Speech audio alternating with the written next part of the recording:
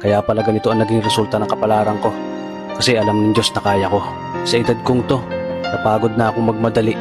Kaya lahat ng ginagawa ko ngayon, ini-enjoy ko na lang. Siguro sa dami na rin ng aking pinagdaanan, napagtanto ko na ang buhay ay mas malawak at mas mahiwaga pa sa mga problemang dumarating sa buhay natin. Tumatanda na tayo, baka sa kakahabol natin sa masagana at maayos na buhay, ay hindi na natin nai-enjoy ang buhay. Baka nabubuhay na lang tayo dahil nape-pressure tayo sa sasabihin ng ibang tao. Marami na rin akong mga naging maling desisyon sa buhay, pero lahat yun nagsilbing aral sa akin at natuto ako sa mga pagkakamali ko. May mga taong sobra nating mamahalin at bibigyan ng halaga, pero ibabalik lang sa atin ay kabiguan at matinding trauma. Kaya wag nating lilingunin ng mga taong tulad nila dahil mas payapa kapag hindi ka na interesadong malaman pa kung ano pang balita sa kanila. At wag mong idepende ang sarili mo sa kahit kanino.